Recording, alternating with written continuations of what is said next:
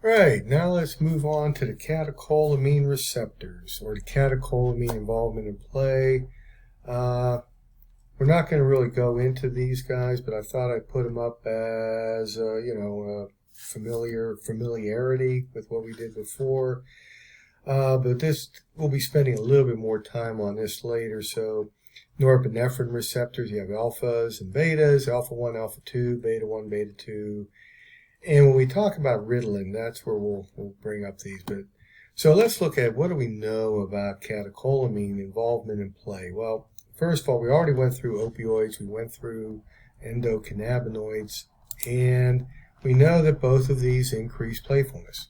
So morphine, it makes rats more playful.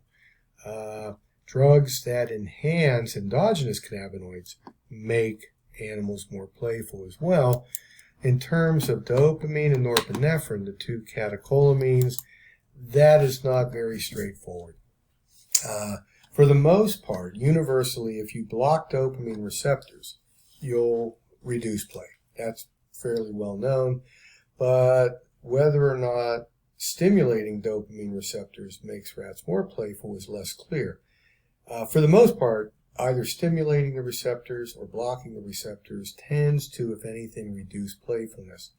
And what we do know for certain is that psychomotor stimulants like amphetamine, cocaine, methylphenidate, these stimulants all universally and very potently reduce play. Amphetamine, we think it's mostly due to dopamine, but probably some norepinephrine, and we're going to work through the logic with Ritalin as to which of these are involved.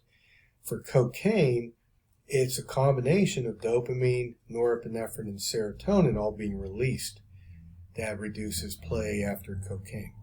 Okay, so anyway, we're going to have to, the monoamines, we're going to spend a little bit more time when we get to this, but I want to just go through the logic of this. That is, if you have a drug and you want to know what is the mechanism of action, yeah, another motorcycle going by. So what is the mechanism of action? There's a certain logic that you kind of work through, and that's what I want to do with this. And then this will come back to on Tuesday. Okay, where are we at? There we go. Okay, so first of all, Ritalin, pouncing, pinning, all this. We're just going to look at pinning. Methylphenidate, otherwise known as Ritalin, is often the first choice medication for ADHD. Now, there are others out there, so this may not necessarily be first choice right now. But from our perspective, the mechanism of action is still not really known. I think we have a fairly good idea now, but when they wrote this paper, the mechanism of action was not really known, especially since this drug blocks both dopamine and norepinephrine transporters.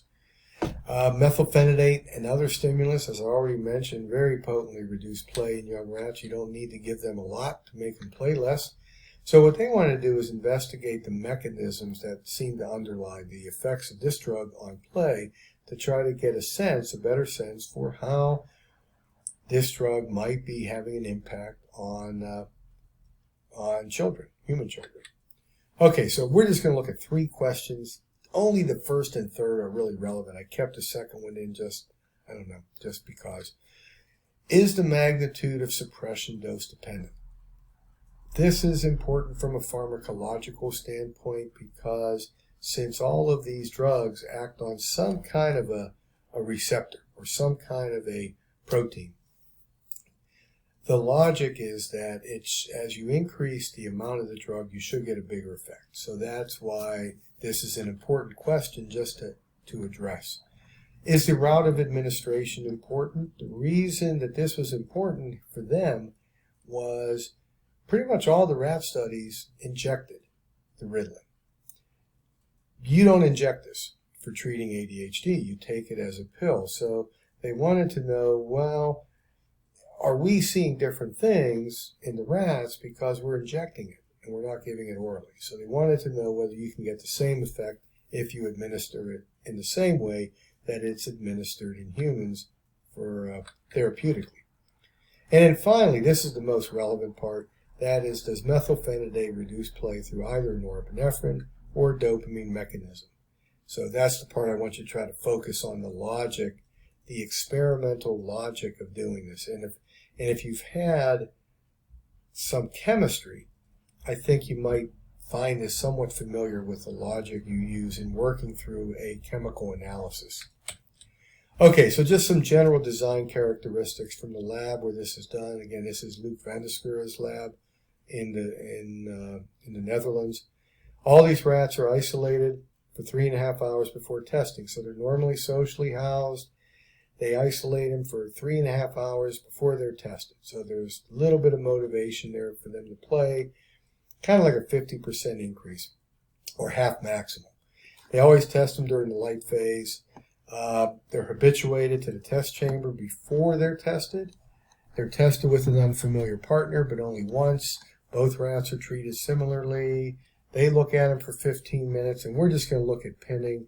They use more measures to quantify behavior. They look at pouncing, pinning, time spent in social exploration, and they also look at some other things. So we're just going to focus on the pinning. And this is a lot more detail than you need. I just pulled this from several years ago. I used this in my capstone course. So, okay, so is the magnitude of suppression dose dependent? And I put up here this scheme, the thing we had early in the semester where we have a drug, binds to a receptor, and they form this bond and you get a drug action. So the more of these you have, the bigger the effect should be. And I should not have probably done that. But, okay, here's all the stuff they're going to do. They're going to do 4 doses, 30 minutes, 10. There we go. Pinning is reduced in a dose-dependent manner. So here we have 0. That's the vehicle. As you increase the dose of the drug, you see a bigger effect. By the time you get to 3 milligrams per kilogram, there's no play at all. They're not playing. Okay, a little less of an effect here at 1, even less of an effect at 0.3. This is what we call a dose-dependent effect, and this is really important pharmacologically. Is the route of administration important? I'm just going to zip through these because I forgot to do that. Oh, crap. There we go. Sorry. Okay. So again, they gave him 4 doses. This is what we just saw. Okay. Subcutaneous injection. And this is an oral administration. It's roughly the same timing. So a gastric intubation 30 minutes before testing. And with the exception of not seeing an effect at the lowest dose, you do see the same general pattern, the same general effect. Because you're seeing a little less of an effect because some of it's broken down in the stomach, doesn't get into the system as quickly, but you still see the effect, so it's comparable. Okay, so now let's get at how is this doing it?